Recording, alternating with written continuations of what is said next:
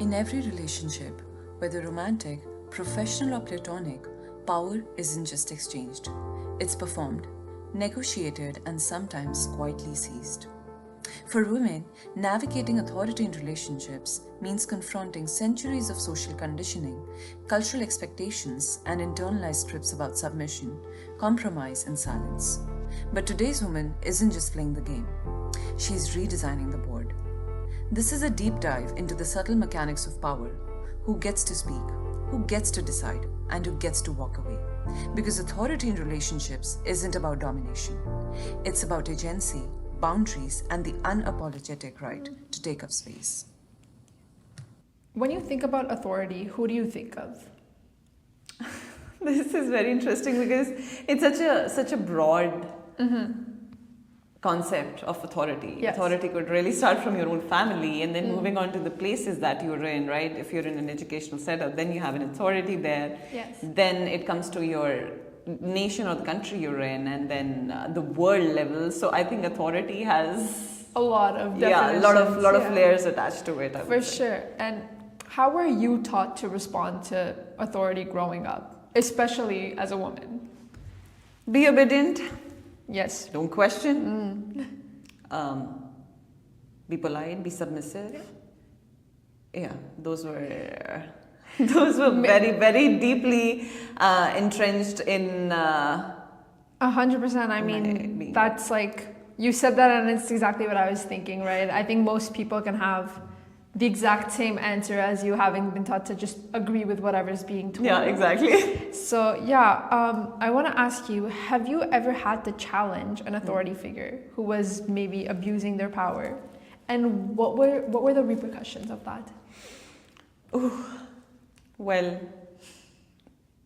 something really doesn't, like a concrete thing doesn't come off the top of my head, but one thing I can really recall from my recent experience was with one of the authority figures I was in connection with, and I think that person was really abusive in the way they were just having a conversation with me, and more of like, harassing me in terms of my personality or character, where I really had to take a stand and be like, sorry, but I don't think I'm going to respond to that level of conversation, or I don't deserve to be treated that way.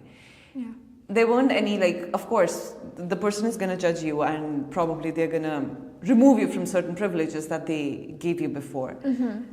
But at the same time, I felt personally bad. I honestly cried after that. And I was like, oh, well, I shouldn't have reacted that way. Even if the person was like, yeah, there was a heated argument that did happen. But at the same time, I felt good about myself.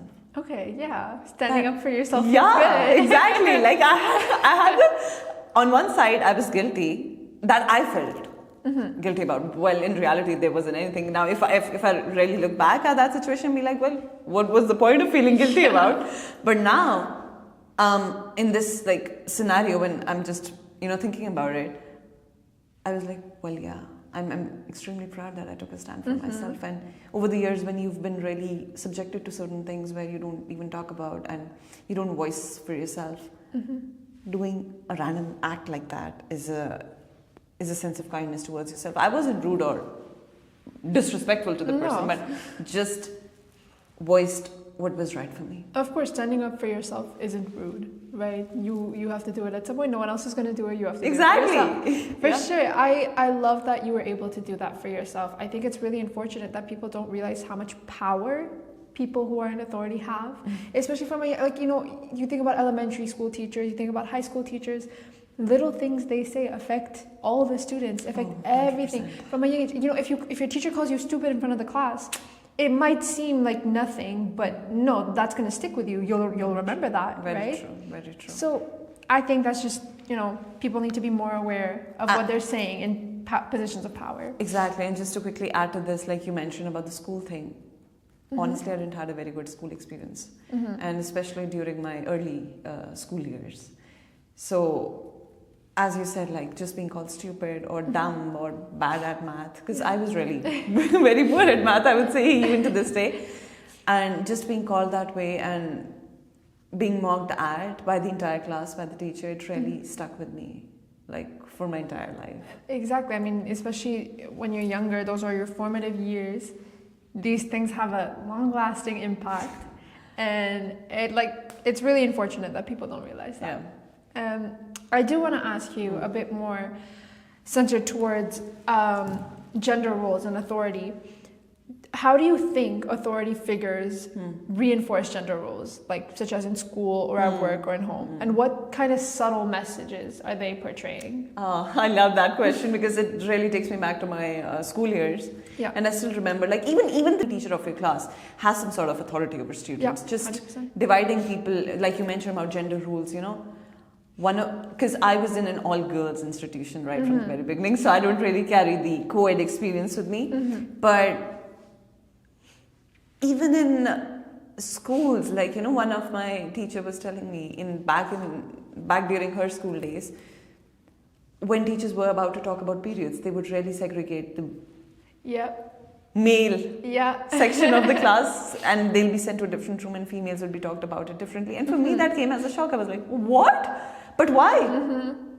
I mean, that is really, for me personally, we had our sex ed class together, but I have heard of people being separated, and I'm like, what's the point of that? Why are we doing this? Is the reason men are like, exactly. Period this, period that. It all starts because someone taught it to you, and then it just never ends because you're just going to keep teaching that way to other people. I never understood this concept of separating. Like, why? That's a reality. Things exist. We need to know those things, right? I mean, why are we segregating? And that's where, you know, this sparks a very, I wouldn't say curiosity, but it sparks a very, like, you know, the rape culture that we have or things like that. These things happen because there is some certain hidden information, right? And if you keep things hidden, it's going to spark some sort of interest. Yeah. Like, what is that? Yeah. Why not be vocal? Why not have an open discussion about things that exists in the society, right? Periods exist in the society. Sexual activities exist in the society. Why don't we talk about it openly? What's the point of hiding, segregating people, sending them to separate rooms? And interestingly, this also reminds me of my neighborhood. We used to have this, one of our neighbors, and I mean, I was not at good terms with her, honestly. But what she would actually do is, again, she was in the power of authority as a parent, right? For one of the kids who used to play with us. Okay. So she just came randomly, and she'd be like, oh, boys should play separately, girls should play separately. And honestly, my parents never taught me that. And I was just so shocked and moved. I was like, excuse me. And I fought for that. I was like, no, well, I'm not going to do this. Good for you, as you should. I'm not going to do this. Like, for me, it wasn't even making sense. Why should we play separately? No, but that's how it should be done. You guys should be playing together.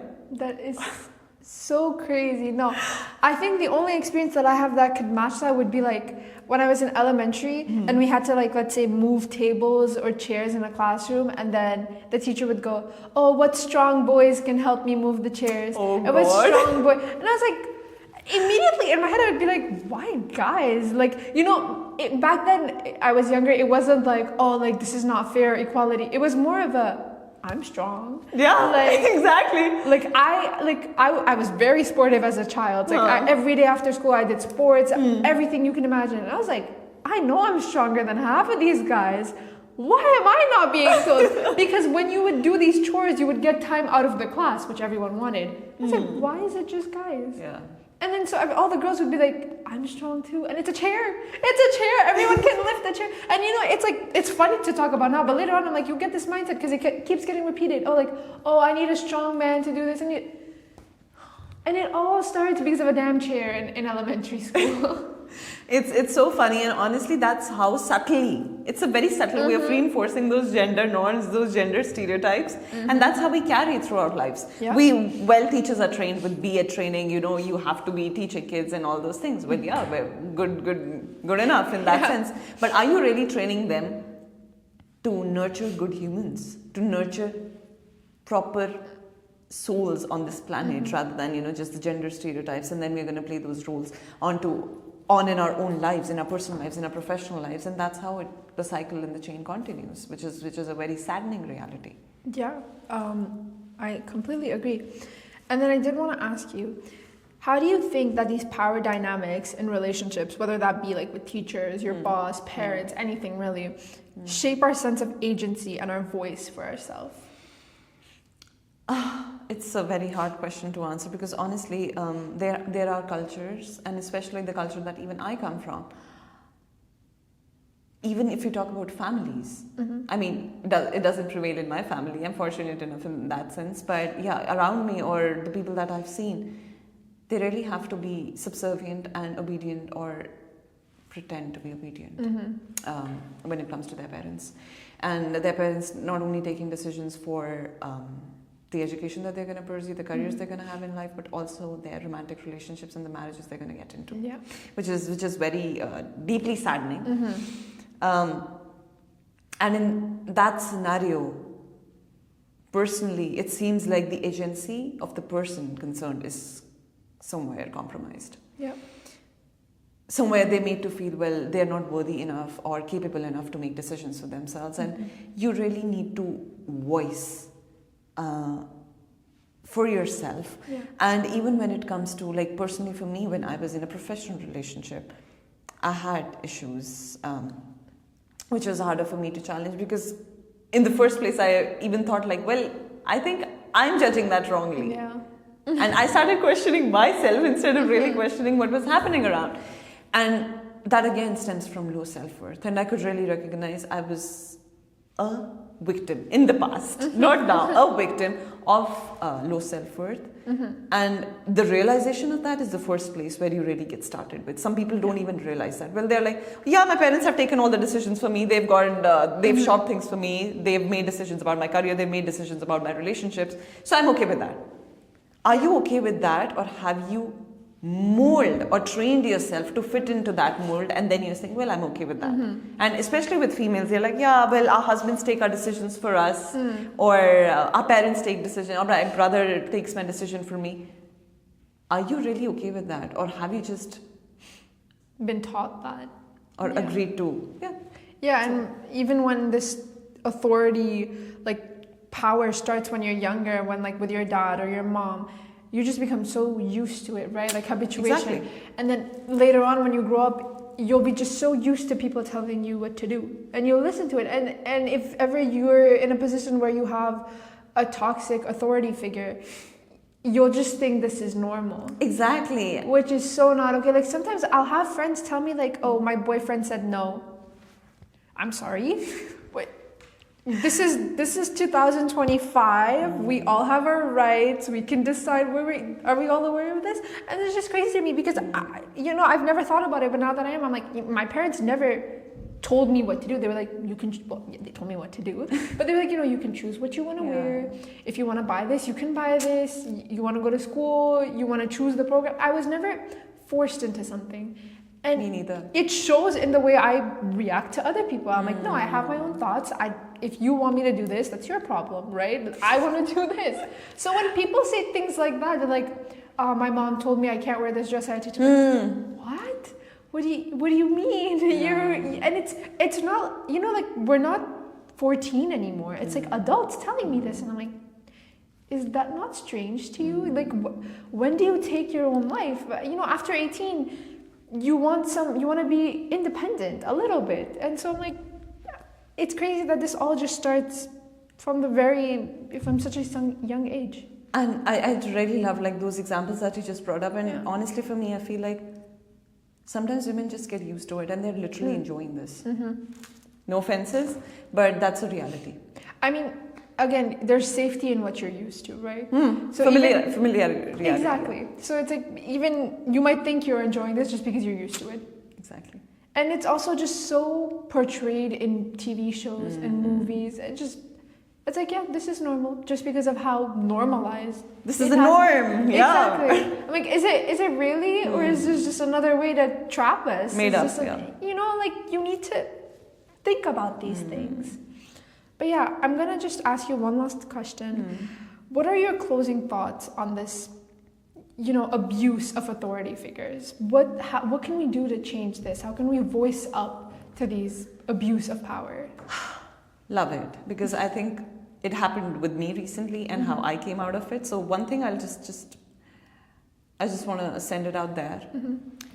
If you find yourself in a situation where the authority figure, could be anyone in life who's trying to abuse or manipulate or exploit you, one thing, have compassion for that person. Really? Because the reason is they already, well, I always use this kind of analogy. You tell me, you've just had something very, very sweet. Okay. Right? Very lovely, sweet dessert. I mean, desserts are usually sweet, Yeah. but like it's just the world's sweetest thing you've had. Okay. Would you go out and be bitter to other people? Probably not. It's the same analogy. Now you've had the bitter, dirtiest thing. Right? You never wanted to have that dish, but for some reason you had it. Yeah. What your status going to be like? I'm gonna go get something sweet. And how would you be with other people before getting something sweet? I guess a little annoyed that I had to eat that. So whenever someone behaves in a certain way with you, remember it's not about you. It's really about the bitterness that they're carrying inside themselves. And when you're compassionate towards the other person, I'm not saying that you're doing a favor on that person, because once you're compassionate towards yourself, well, yeah, it's not me, it's not my problem. You can send the same love and compassion out there because you have it in yourself. Yeah. You don't have to grab it from somewhere and be like, yeah, I'm doing a favor on you. It comes naturally to you. And the other thing is, learn to walk away and preserve your energy. Your energy is your currency. If you keep giving away your currency everywhere, you won't do that, right? Anybody listening to this? No. Well, yeah, I want to find ways how I can make money and how I can invest and rebuild. Well, that's the same thing with your energy. Where are you giving it? Where are you draining it? Know when to walk away. And that's not a sign of arrogance. That is where self-respect comes in. We think, oh, well, yeah, the person, we just had a little fight. We just had fight over who's going to clean the washroom. And because of that, I'm going to walk away. Well, that's not reasonable. Yeah. Abuse is when you are deprived of your own sense of self and worth. Fight over washroom, fight over who's gonna, where are you spending the money? I ask my partner and be like, hey, you know, you spend, last month you spent like double than what we had usually planned. Well, those are not the things to, you know, be like walking away. But when there is really deprivation of your sense of being, that's where you take your power back. And not all conversations or not all separations have to end with fights and curses and this and whatnot.